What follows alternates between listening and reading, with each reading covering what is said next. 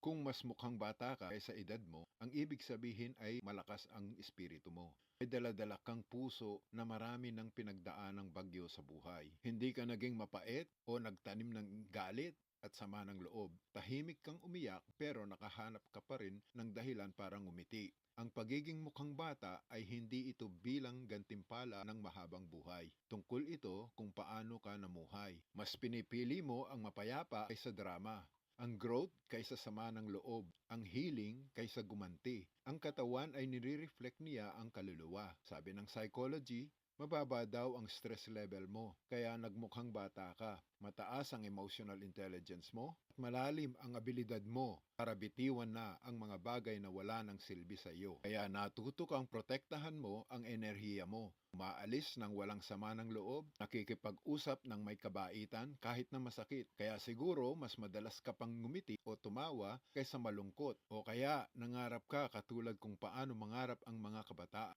O kaya hindi mo isinuko ang tuwa kahit na binibigyan ka ng buhay ng dahilan para sumuko. Tandaan mo ito.